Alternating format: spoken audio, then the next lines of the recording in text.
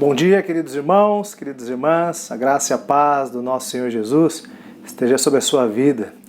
A partir de hoje eu começo aqui também, junto com os outros professores, fazer parte desse quadro, esse corpo de docentes da nossa igreja. É um privilégio poder servir ao Senhor também, ministrando algumas aulas. Isso é para a glória de Deus.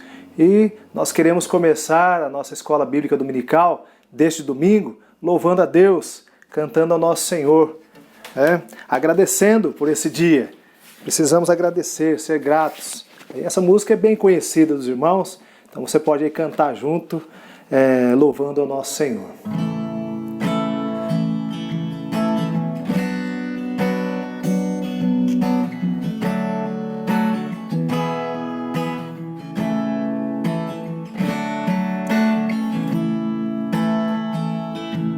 Pelo sol da manhã, obrigado, Jesus.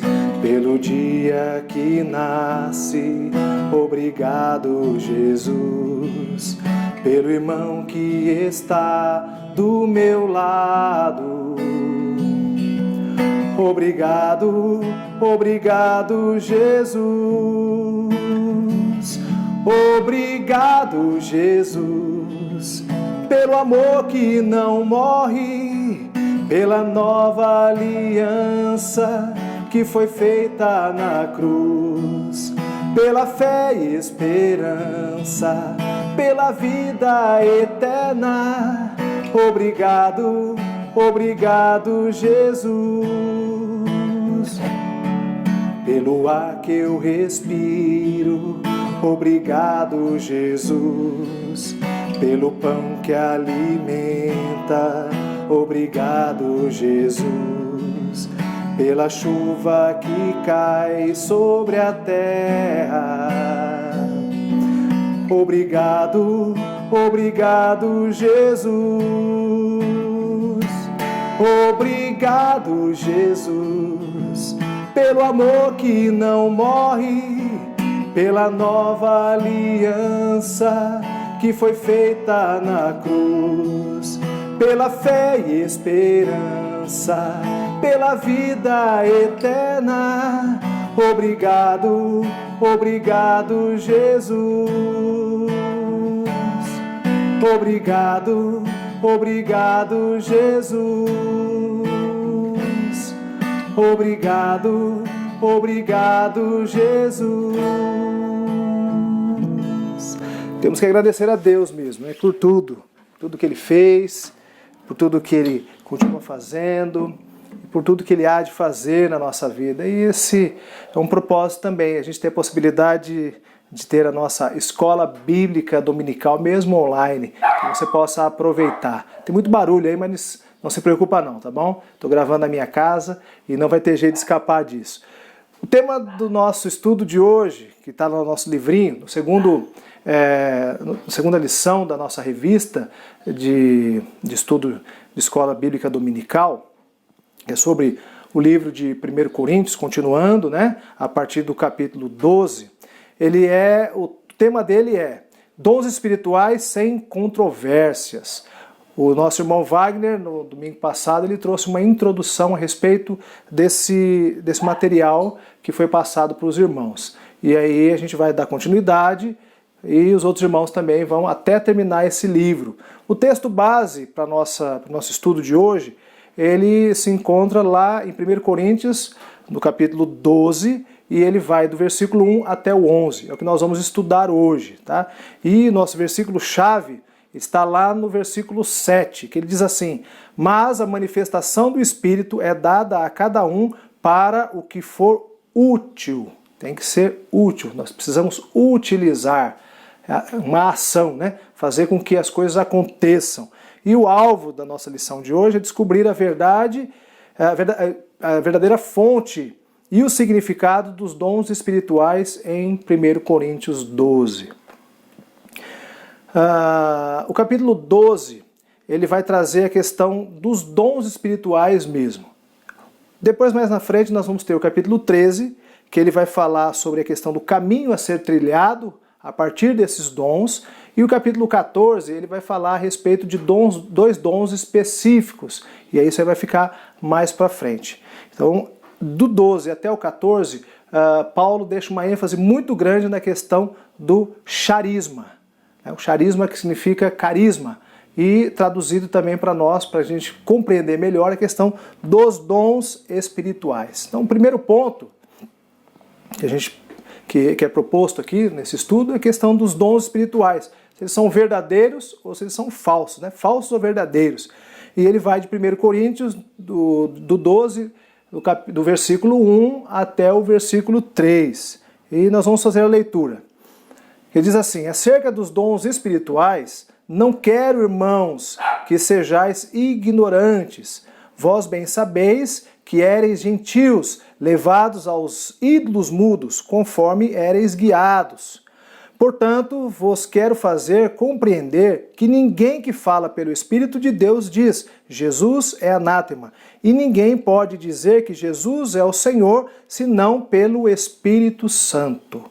Então esse trecho, ele tem uma direção a respeito daquilo que Paulo está dizendo para nós, né? E aí Paulo tem uma visão de que há uma falta de maturidade espiritual na vida da igreja. E essa falta de maturidade espiritual, faz com que as pessoas não tenham discernimento a respeito dos dons. Isso não acontecia só lá, não, acontece até hoje. A falta de discernimento faz com que as pessoas acabam usurpando ou agindo de maneira errada ou não compreendendo o que são os dons espirituais. E Paulo ele usa a expressão gentil para poder se referir a essas pessoas. O que é o gentio? Gentios são os bárbaros. São pessoas que são incultas, ignorantes, que não têm conhecimento. Por isso que ele usa essa palavra. Então, a partir disso, nós precisamos entender uma coisa. A primeira coisa, é preciso saber. O versículo 1. Paulo orienta que é preciso saber sobre o uso dos dons sem ignorância. Ou seja, nós precisamos conhecer. Então Paulo traz essa direção. Não sejais ignorantes. Então o que são os dons espirituais? Os dons eles são atributos dados pelo Espírito Santo para cada um de nós, para que a gente possa usar para o corpo de Cristo. Cada um de nós que somos cristãos, Deus ele nos oferta da maneira dele um dom ou mais dons. E isso deve ser usado para que a igreja de Cristo cresça. Então, são atributos oferecidos por Deus, não por nós. E ele tem algumas direções. Primeira coisa, ele é gratuito, ele é imerecido. Nós não merecemos, são imerecidos. E eles são oriundos da graça de Deus. Nunca devem ser galgados e nem são tidos, recebidos pelo esforço humano ou pelo esforço dos homens. Ou seja, eu não posso pensar assim, hoje eu estou com um dom, mas eu queria ter outro e eu vou me evoluir ou estudar para poder ter um determinado dom ou para poder subir. Não existe. Cada dom tem a sua função e deve ser usado da melhor maneira possível.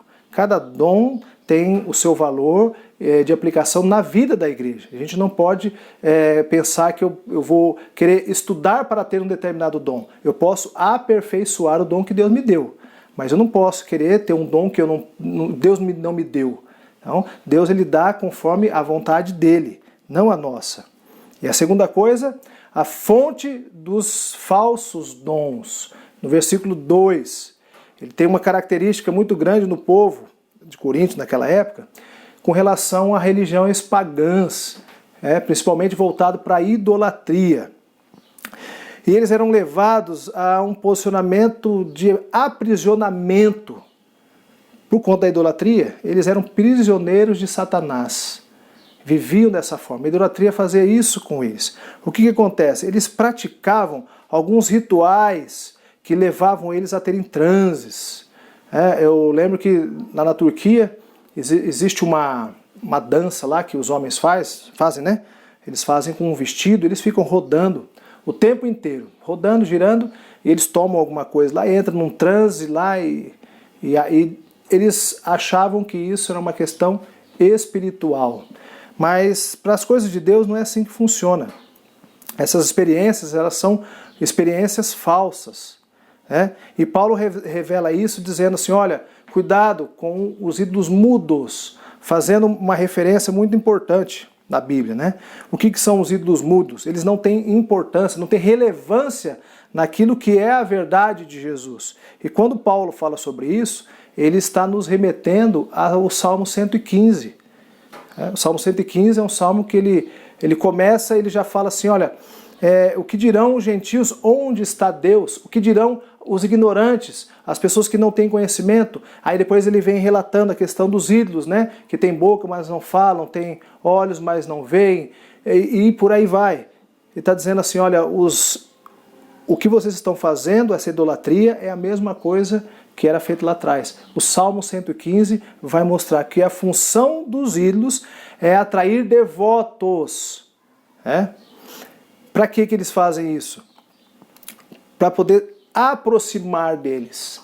Só que o que acontece? Eles não têm nenhuma mensagem neles. O próprio Jesus, ele possui uma mensagem a ser transmitida a todo o povo. Jesus é o próprio Evangelho, ele é a própria palavra. Jesus não é como esses ídolos mudos que não tem nada a transmitir. Então Paulo está dando uma direção, uma exortada nesse povo. Olha, não caminhe dessa forma, tá bom? E o terceiro ponto dessa primeira parte é com relação aos testes espirituais, desses dons espirituais. E Paulo, ele tem dois testes, um negativo, para dizer que é falso, e um positivo, para que a gente possa entender quais são os dons, se eles são verdadeiros, se eles são falsos ou não. Então, quando a pessoa fala, Jesus é anátema, essa frase que é dita por Paulo, provavelmente foi falado por uma pessoa que não é cristã. Porque uma pessoa que nega o senhorio de Jesus, que nega Jesus como Filho de Deus, ele não tem a presença do Espírito Santo nele. Nós que somos cristãos, nós falamos, nós confessamos que Jesus é o nosso Salvador, que Jesus é o Senhor da nossa vida, que Jesus é o único e suficiente Salvador, porque o Espírito Santo de Deus é quem age na nossa vida e faz com que nós tenhamos esse discernimento de poder falar que Jesus é o Salvador. Então aquilo que procede de Deus é pelo Espírito Santo. Aquilo que não procede de Deus não é do Espírito. Então se alguém nega Jesus, fala, não, Jesus eu não acredito, eu não quero saber disso, eu não gosto, ou eu não confesso Jesus, ele não está falando no Espírito, ou seja, o Espírito Santo de Deus não está nessa pessoa.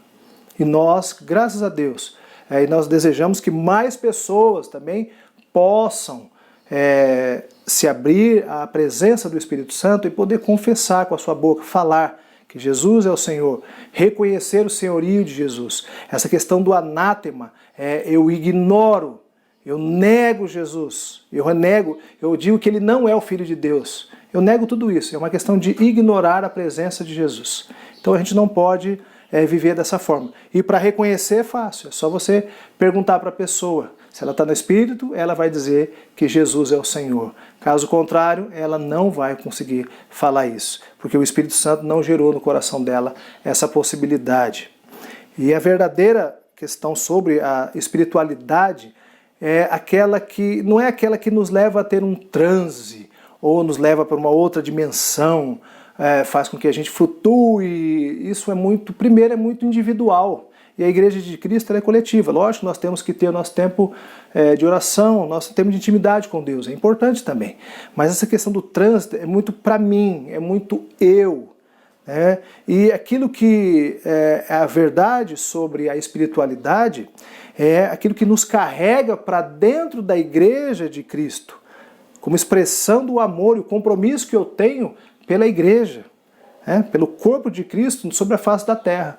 Então os dons, eles fazem com que eu seja levado até a Igreja de Cristo, para poder servir, para poder colocar em prática aquilo que Deus me deu. Não viver para mim só. Essa questão de transe aí é uma coisa muito maluca, que não faz parte da nossa vida.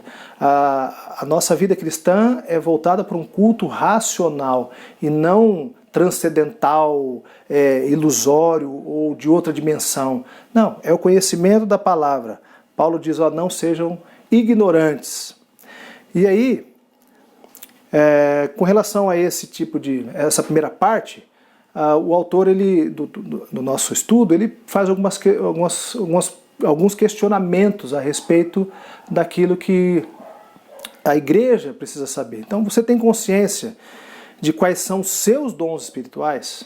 A gente precisa ter consciência disso. Saber quais são os meus dons e como é que eu vou usá-los? Como é que eu tenho feito para poder abençoar a vida da igreja?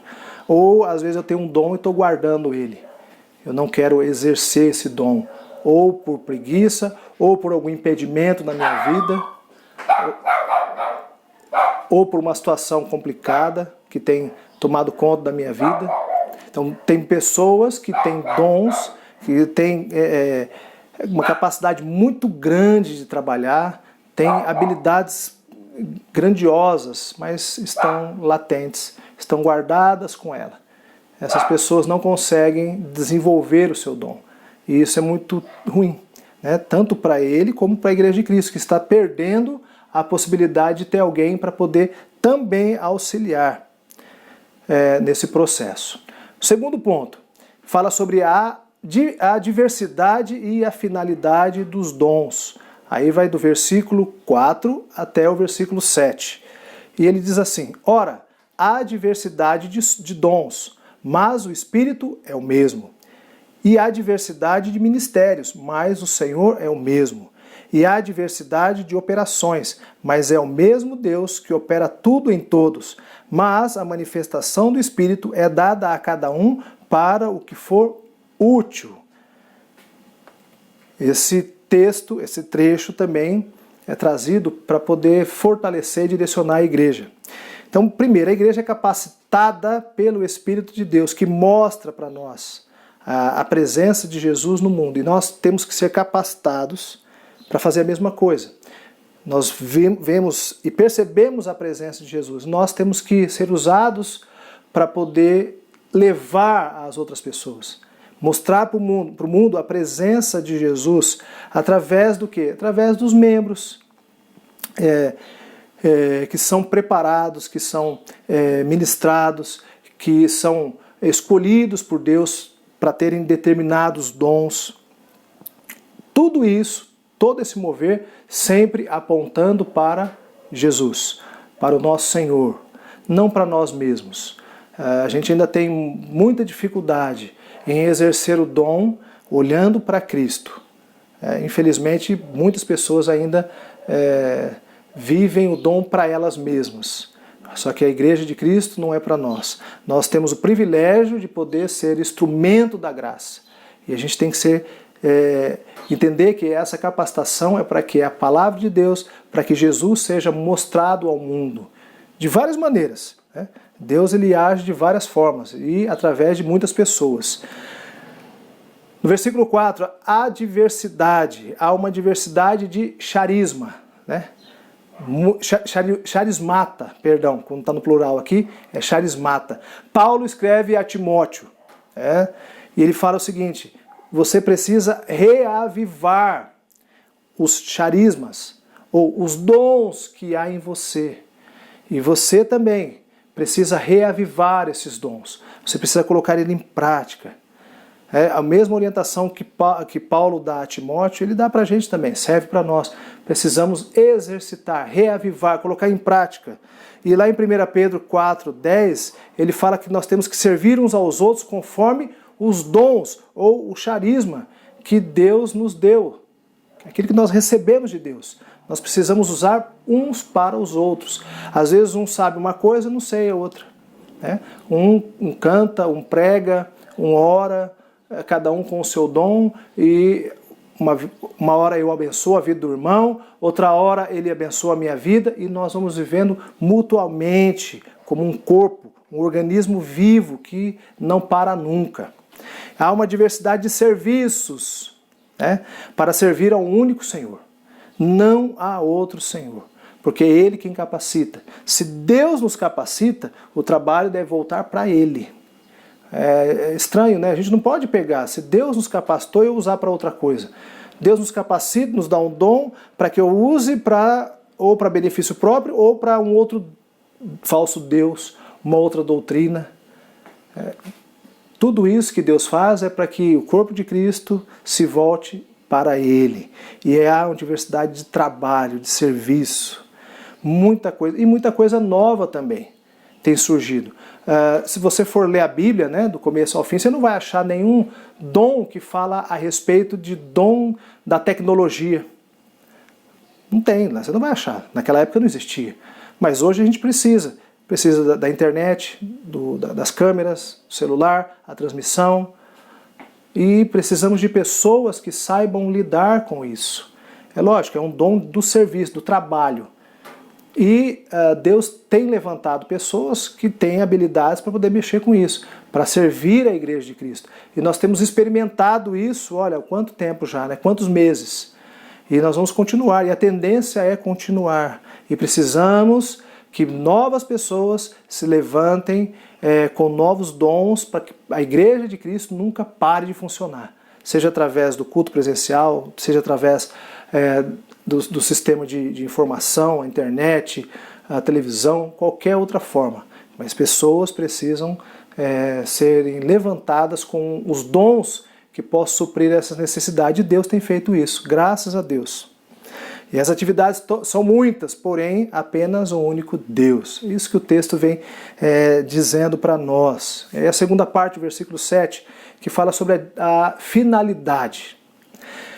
À luz do conceito a respeito daquilo que a gente aprendeu sobre dons espirituais, podemos entender o seguinte, que é para um fim proveitoso.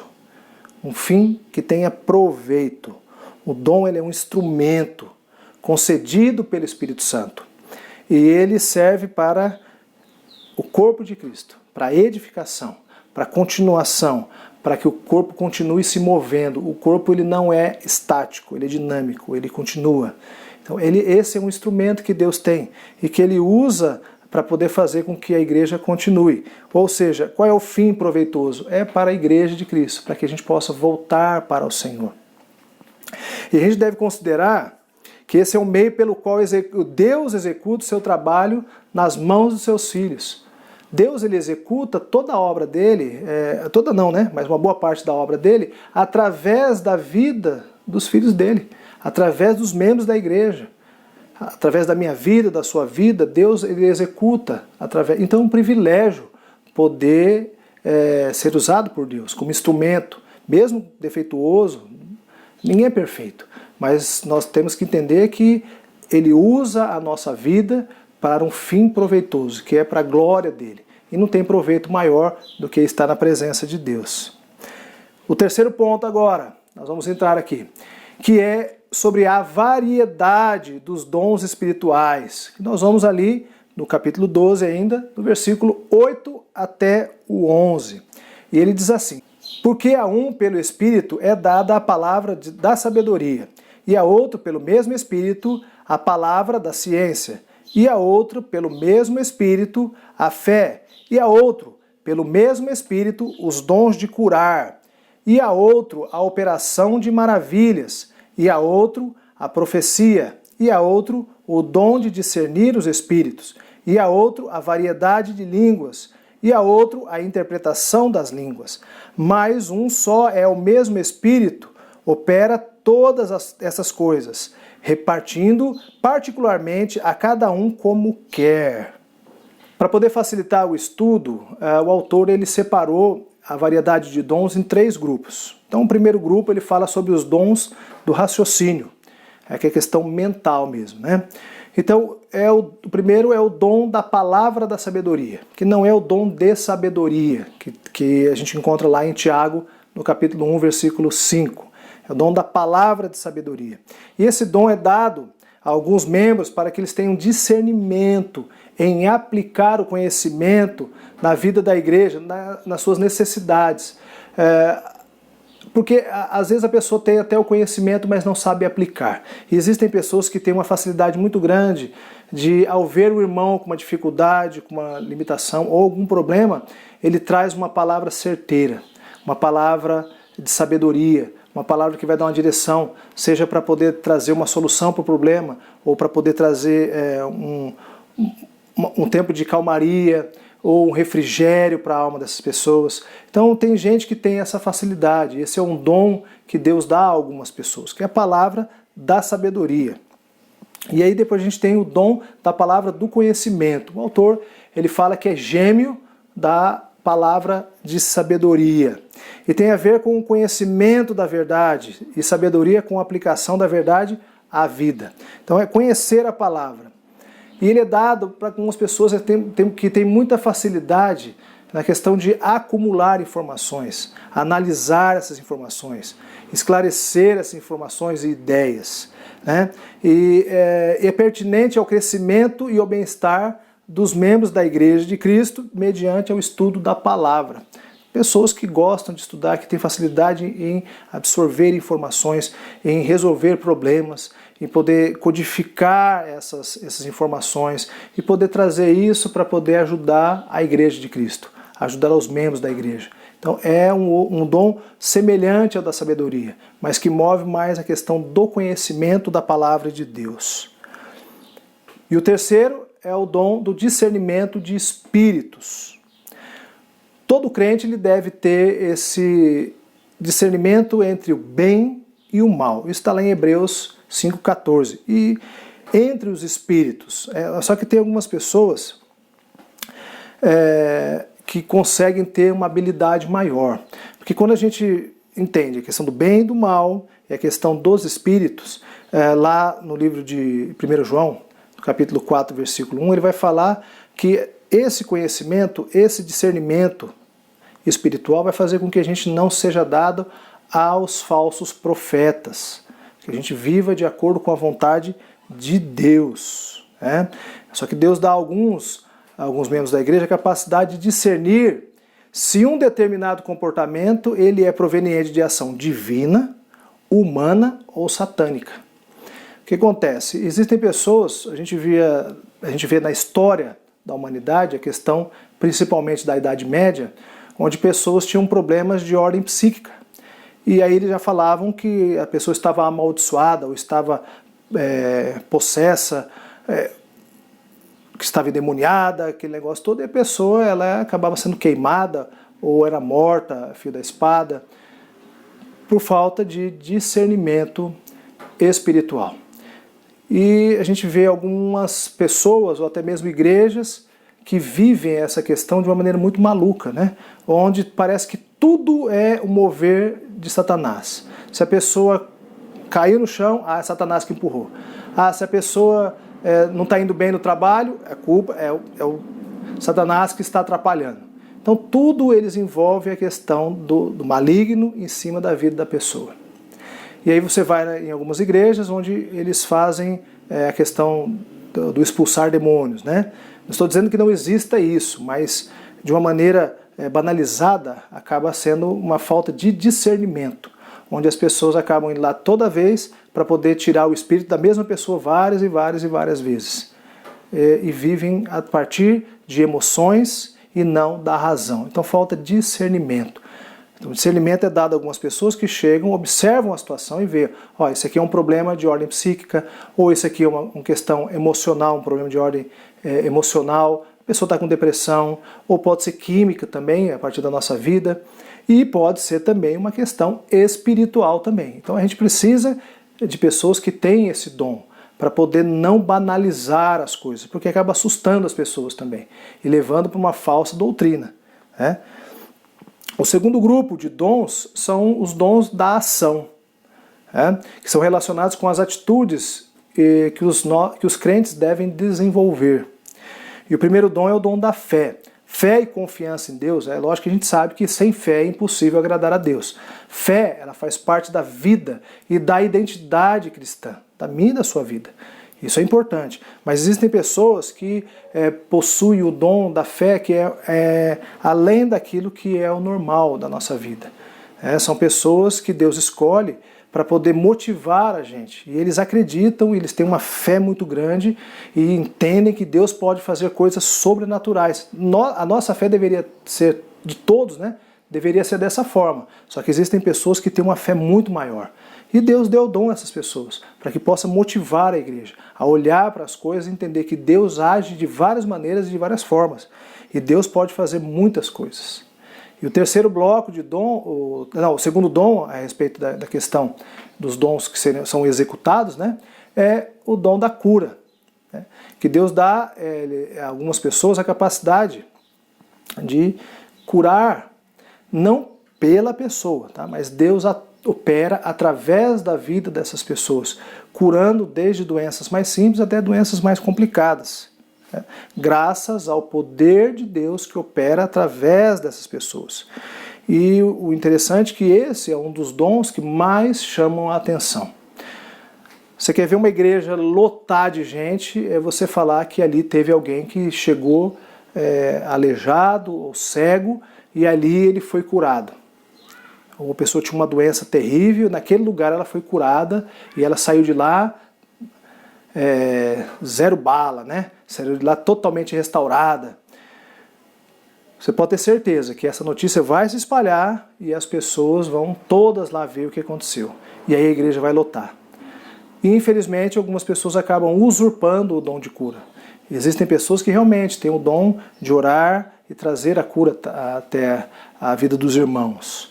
E aí isso deveria ser usado para abençoar de maneira gratuita, de maneira a ser levada a fazer isso com amor, com compaixão, e não para o benefício próprio. Mas infelizmente acaba chamando atenção, né? E o terceiro é o dom da operação de milagres. O texto lá em grego, ele vai dizer assim, que a expressão é energemata dynamion, que significa poderes milagrosos. Aquilo que Paulo diz, né, os poderes milagrosos. E a capacidade de atuar como instrumento na operação de qualquer tipo de milagre. Quando fala em qualquer tipo de milagre, pode ser também o de cura. Só que existem outras situações na vida do povo da igreja que necessitam de outros milagres. Às vezes uma restauração familiar, às vezes uma questão de um emprego, ou uma questão de um desastre que aconteceu, que precisa de uma restauração. Então, são pessoas que têm esse dom de orar e abençoar a vida, trazendo o milagre para a vida da igreja em vários outros aspectos. Então, é questão dos poderes milagrosos que são feitos a partir da vida de irmãos, como instrumento de Deus, onde a graça de Deus opera através da vida desses irmãos. Então é pela graça de Deus. A gente não pode nunca entender que é pela pessoa, mas a pessoa só é um instrumento. E ali ela deve se sentir como alguém que está ali somente para servir e não para ser servido. Né? O livro do Evangelho de João, no capítulo 4, no versículo 48, ele fala que esses poderes milagrosos, eles geram sinais e prodígios. Sinais e prodígios que o próprio Jesus fazia enquanto estava aqui como homem, né? Depois ele foi levado aos céus, mas ele fez sinais e prodígios. E esses sinais e prodígios, eles continuam até hoje, através da vida de irmãos que Deus escolheu. E o terceiro grupo de dons que o autor coloca é a questão dos dons de expressão, que é voltado mais na questão da relação de discurso, de falar, de se expressar, né? Então, o primeiro é o dom da profecia. Dom de profecia, no grego, proclamação. Dom de proclamar o pensamento e o conselho de Deus. Não é criar algo novo, não é falar algo que não existe. Isso aí está errado. A profecia vem, eu estou dizendo aquilo que Deus já disse. O pensamento, a ideia e o conselho de Deus. E os profetas do Antigo Testamento, e até hoje, devem ser pessoas que proclamam a palavra de Deus, que denunciam aquilo que está errado na vida do povo, não só da igreja, mas também da sociedade, condenam o pecado através da palavra e edificam a igreja, confortam os irmãos, para que possam, com isso, animar o povo de Cristo, animar na caminhada, no andar, no prosseguir. E aí a gente pode entender que esse dom ele é dado para pessoas que têm um privilégio de poder ser usados e motivados por Deus como os porta-vozes, né, da proclamação, da pregação da palavra de Deus, dentro e fora da igreja. Aquele que é o profeta, ele não é só dentro da igreja, mas também fora dela. Porque a gente tem que aprender a ouvir essas pessoas, ou exercer esse dom, com a autoridade que Deus nos deu para confrontar todo mundo com a verdade de Cristo Jesus. Essa é a verdadeira função do profeta. Nós confrontamos todo o povo, toda a igreja, todo mundo com a verdade de Cristo. E às vezes é pesado, é dolorido, algumas pessoas não gostam, mas ela é necessária, porque a verdade ela deve ser colocada em primeiro lugar. O segundo desse bloco é o dom de variedade de línguas. E aí a gente tem, aqui no nosso estudo, nós temos duas correntes. A primeira corrente, ela diz o seguinte, que algumas pessoas têm o dom de poder aprender novas línguas estrangeiras, muito facilmente. Nós somos brasileiros, a nossa língua nativa é o português, e existem pessoas que aprendem muito fácil inglês, francês, espanhol, italiano, e aprendem muitas línguas. Qual é o propósito disso? Qual é a finalidade disso? Para que essa pessoa possa ser usada por Deus para poder pregar em várias nações, em vários lugares, levando a palavra de Deus. Essa é uma corrente a respeito dos dons de língua, de falar em línguas. E a outra corrente fala de pessoas que têm o dom de falar ou de orar em línguas estranhas. Essa questão das línguas estranhas nós não vamos estudar agora nesse texto, tá? Nesse capítulo. Ele vai ser retratado mais para frente no capítulo 14. Então a gente não vai entrar muito em detalhes nessa questão do dom de línguas, tá bom?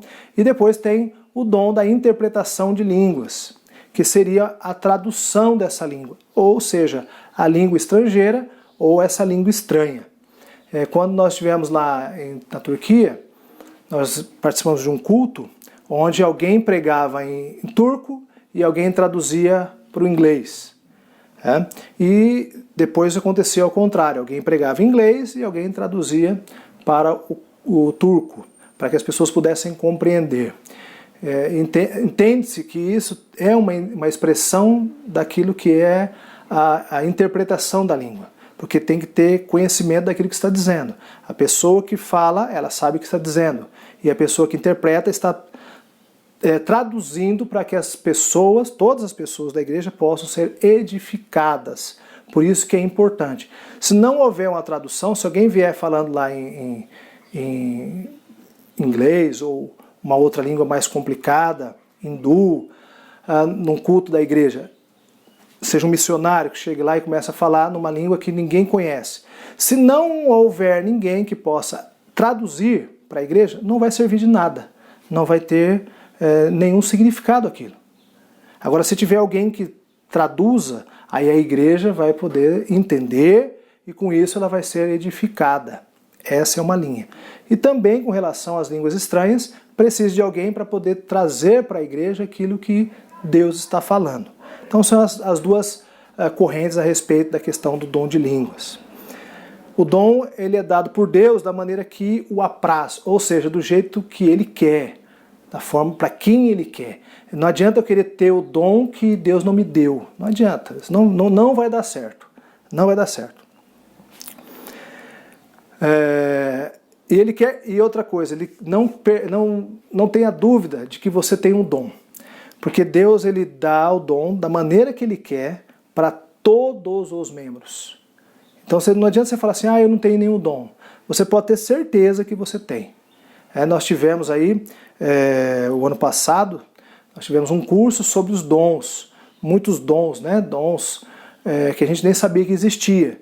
E muitas pessoas da nossa igreja participaram desse curso, fizeram o teste e viram que tem alguns dons que nem sabiam que tinham. Outros, a partir desse estudo, começaram a exercer os dons que tinham. Então é importante, para a gente poder concluir, aprenda que você tem um dom. Deus, Ele dá o dom do jeito que Ele quer para as pessoas, da maneira que o agrada. para que seja usado para a edificação do corpo de Cristo, para que a igreja seja fortalecida, que ela cresça, né, espiritualmente, para que nós possamos um dia também conhecer a plenitude da graça de Deus e estarmos juntos com Deus. A igreja continuando, toda ela servindo para que outras pessoas, se você se identificou com algum desses dons aí, você pode começar a exercer. Comece a trabalhar esses dons. Se disponha, né, se coloque na presença de Deus. Peça para Deus mostrar para você. Que seja um tempo de crescimento espiritual para a nossa igreja. E que nós possamos ter essa direção de Deus para que a igreja tenha um fim proveitoso. Deus abençoe a sua vida, que você possa ser ministrado pelo poder do Espírito Santo nesse domingo. Estamos juntos também, logo mais à noite no culto, que Deus tem preparado através da vida do pastor Alexandre, e que você seja realmente abençoado pela presença do nosso Deus. Eu gostaria de terminar orando e abençoando a vida dos irmãos. Pai, em nome de Jesus, nós somos gratos pela Tua palavra, por esse ensinamento, mesmo breve, que o Senhor possa colocar na vida da nossa igreja, dos nossos irmãos, esse discernimento de que todos nós somos capazes, porque nós somos ministrados por Deus, os dons que Deus tem para a igreja, que possam ser derramados na vida de cada um e que nós possamos ser encorajados a usar os nossos dons da maneira que agrade ao Senhor. Muito obrigado, Pai. Nós te agradecemos por esse estudo, te agradecemos pela nossa igreja, pela nossa liderança, pelo nosso pastor e colocamos a nossa vida diante do Senhor. Te agradecemos por tudo, Pai, em nome de Jesus. Amém. Amém e que Deus os abençoe.